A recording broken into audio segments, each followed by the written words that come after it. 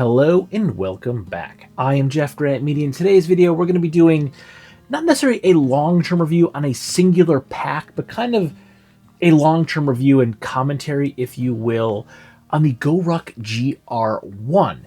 Because this is the bag, if you caught my ultra long-term review of my Wanna Pre-Roke 31, and I spoke about a bag that I keep moving around on the floor because I don't want to put away because I keep going back to that bag. This was the bag I was talking about. It's the GR1.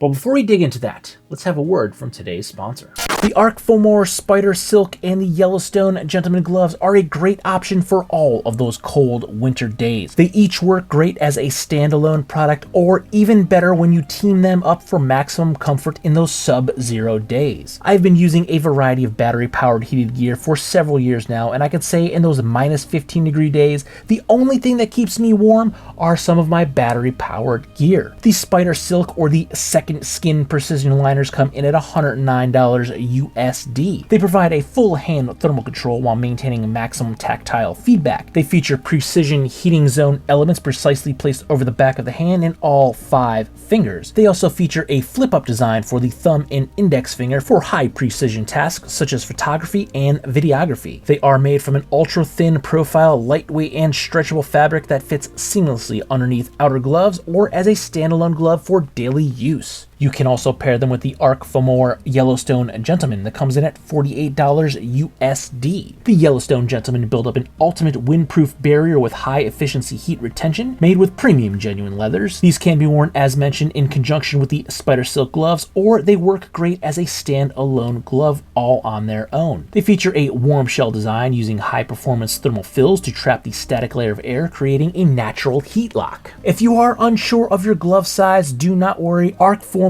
has you covered. They have a size chart and detailed instructions of how to measure your hand so you get the right fit every time. For more information or for purchase, there are links below in both the description and the pinned comment of this video. Okay, so this room, it's pretty much a disaster. I'm gonna have to do a bit of a binge real soon, so if you're looking for anything that I've reviewed, maybe check down below. I have that link for the GGM's closet, or drop me a comment or an email, see if there's anything that I've reviewed that I may be willing to part with, because honestly, I'm rapidly running out of space. And this is one of the bags that I will not part with, I'll tell you that right now. But this is the bag that kind of triggered this whole thing. I've been meaning to do the ultra long-term review, if you will, on the Wanna Pre-Roke for some time, but I kind of get sidetracked with other things. So this is the bag that kind of made me think about it, because if I'm not using another bag, I've been cycling back into the GR1. Now there's 2 bags I absolutely love, both basically the same shape and form factor. The organization and the pocketing is a bit different on both of them. But the GR1's the one I've been defaulting to, and surprisingly to me, it's been the GR1 Slick. Now this one's one of the slicks from Huckberry. I've done 2 of the slicks now. I've done the black, I think the black 21 liter, and this is the OD in the 26 liter. And I've been using this one. I actually gave my my 21 liter to a friend because he needed a new bag. It's a great pack, but I wasn't using it because I've been defaulting this because I love olive drafts. So I've kind of just been using this, and this has been my go-to bag. Now, I've had my love-hate relationship with GORUCK for years now. I've spoken about it, how, you know, I'm not a huge fan of some of their business practices where basically GORUCK just puts out what Jason wants to put out as opposed to what the consumers ask for. And I did find out this QA, where is it? The QA pocket up here that people have been asking for years wasn't even his doing that. It finally got there. It was actually his dad decided and told him that, yeah, you need to put that on the bag. So we, as consumers, users of the bag, have been asking for that QA pocket for years. And while it was for a while a SCARS upgrade, meaning you can send it to SCARS and you could pay them a bunch of money to put that pocket on there, they stopped that because it's actually, you have to deconstruct like half the bag to put that pocket in there. So they stopped doing that even as a SCARS upgrade. So you really couldn't do it unless you got any of the limited edition versions that they were putting on. But in the past year or 2, they've finally been putting that on. So very happy with that. And one of the reasons that I've really been defaulting back to this bag is because of this pocket right here. It's just a great pocket. Now, I personally like the Molly front, and I have a Rucker 3.0. I have an MIV 21 liter GR1 with the Molly. I've had a couple other Molly GR1s over the years. I have a GR2. I've got a bullet someplace in here. But the GR1, the slick, I don't know if it's necessarily the slick, because again, I do like the MOLLE, but without that MOLLE, the reason I like it is because I put my work ID there. I usually keep a Sharpie and a pen there, so I always grab that, because I still to this day, I am a creature of habit. I like paper. I like to write notes down on paper. I will put them in my phone, sometimes phone and paper, but I like to have a pen handy. And if you don't have the MOLLE, the QA pocket is perfect. I keep my work ID in there. I keep a pen. I keep a Sharpie. I keep a highlighter in there. I highlight things too. So this is like one of the best, most useful pockets on this entire bag. And I think that is the reason I keep defaulting back to the GR1. Now the GR1, it is a very, very simple design. There is one exterior pocket. The slick version has no MOLLE on it. There's no MOLLE in the front. There's no MOLLE on the side. The laptop sleeve is well hidden up here behind the back pad. You don't even know it's there. So this is a great sleeper bag. Now, a lot of people do complain about this front pocket because it's long, it's narrow, it doesn't have a ton of its own space, so you can't put a lot in here, but I actually utilize this quite a bit for quick grab-and-go items. But, again, the winner for this bag is right here. It's this QA pocket. You know, it's got a high-vis liner. I prefer red, but on OD, I think the orange works great. But you got a high-vis liner so you can find what you want. But it is so incredibly useful. And I think, again, this is the reason I default back to this bag almost every time. But the simplicity of this bag is also one of the reasons I love it and keep coming back to it. It has basically the perfect layout to it, or very, very close to the perfect layout. It has just the right amount of pocketing. It doesn't get bogged down, if you will, with too many pockets.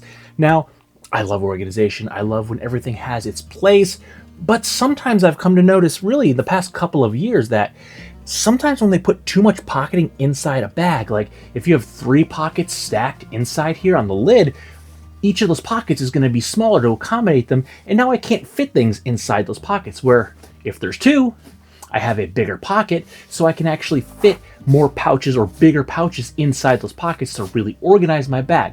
Also, not necessarily on this bag, as I said, I do find the front pocket of this bag pretty useful, even though it's not the best design. There's not a 3-dimensional space, but when they start cramming so many pockets into a bag, those pockets, they start sharing the same space with each other. So one of the reasons people don't like this, again, is because this is a very narrow, thin front pocket. There's not a lot of space. It kind of just goes into the bag and takes up internal space. But if you lay it out properly, that's actually not an issue. I keep thinner, quick grab-and-go items in here, and I absolutely love this pocket, and I use it for a lot of things. Now, the inside is really where I think this shines, though, because we have, set up for winter, we have basically a big shell in here.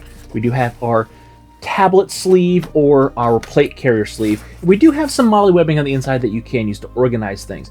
And this is great because you can use this either, again, as a tablet, or if you want to actually ruck in this, you can put a plate carrier or a plate in here. And that is something I have done with my Made in Vietnam GR1. I actually have carried weight in my internal sleeve of the bag, and it works completely fine, no issues. But the lid is also great. Again, we have 2 pockets that have just the right amount of space. I can fit a lot of things in here. Now you will notice this bag is empty because I'm currently reviewing a different backpack, but honestly, when I'm done with that, I'm probably going to switch back into this bag because I just love the form factor and the layout of this. Now, this being the bigger one, I can fit a big laptop. I can carry a 16-inch MacBook Pro in here, which my work computer is a 16-inch MacBook Pro, so when I have to bring my work laptop home with me, or if I'm maybe traveling or going on location, I can fit my work laptop in here, no problem. And the laptop sleeve itself, it's very padded, it's very structurally sound. I'm not worried about my laptop getting ruined.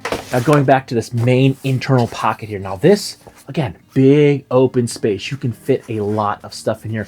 This works really, really well for traveling too. So you can EDC this, you can travel this. You have basically the whole bag to lay out and organize as you need. And that's something I have also done. I have traveled with GR1s. I've traveled GR2s. GR2s are actually really nice. Not as nice as I had thought they would be, but again, getting bogged down with too many pockets, I think. I like the front zipper pocket, but the pockets inside the front zipper pocket, that's too many. There's too many pockets at that point. You're getting too bulky.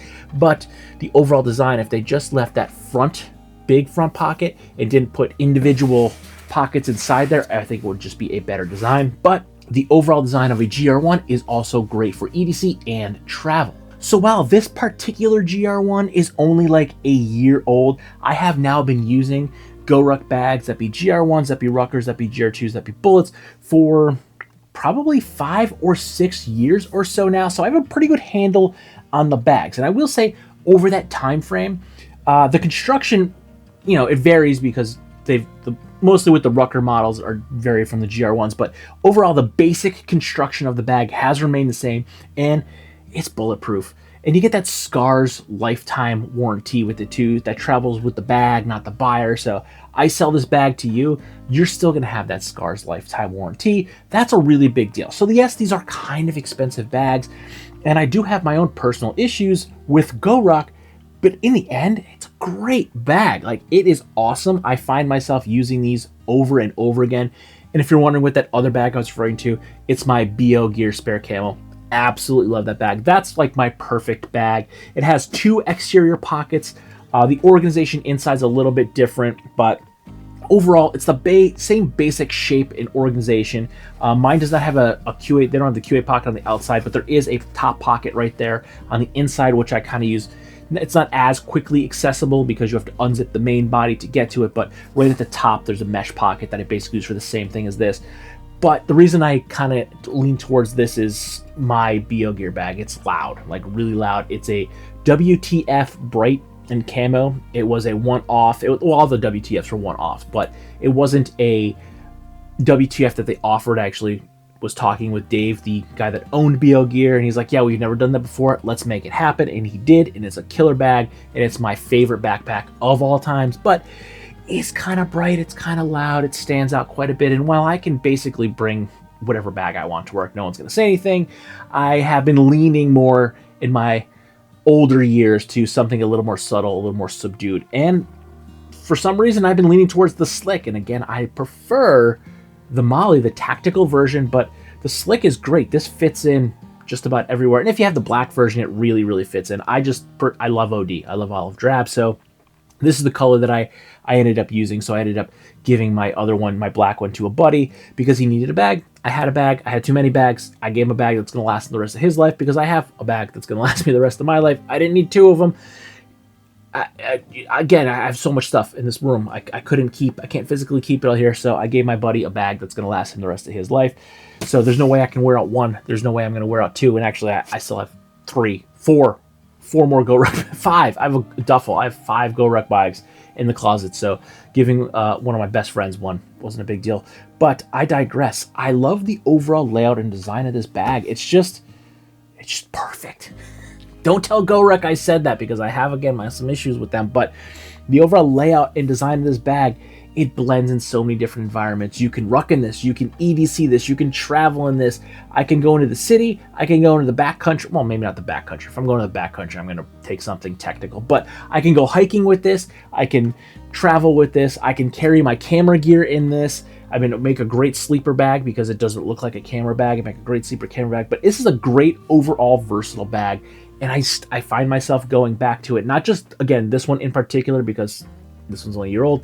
I generally jump back into GR1s. I just keep going back into GR1s. I just think it's a great format. You can really utilize the full capacity of the bag. You can lay these out for basically anything you want to do with them. And yeah, it's a really good design. But I'm really glad they put the QA pocket because I think that's one of the reasons I've stuck with the Slick version as opposed to going back with my my tactical version of my old GR1. But absolutely love this bag. I mean, the color doesn't hurt either. I love olive drab. But I digress. There we go. This is the bag that if I'm not reviewing, I'm probably carrying because it's just a great form factor. So if you're looking at a GR1, the price, it's a bit of sticker shock. Yeah, you can find them used if you really have some patience and some time. I don't know what the used market is. I stay out of the bag realm these days. Like I'm not in all the groups that I used to be in, but you used to be able to find these used for a decent price if you had some patience. And I'm sure you can still find one for a decent price. You just got to shop around and wait. or grab a new one.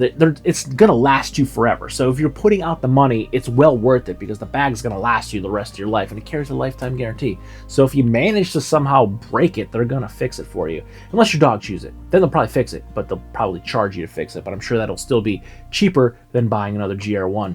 And yeah, there you go. There you have it. The bag that I use if I'm not reviewing another backpack. GORUCK GR1, just a great form factor. Hope this helped you out just a little bit. So don't forget to like, comment, share, and subscribe. Smash that big red button and ring that bell right next to it so you get notifications the next time I post a brand new video. Good night.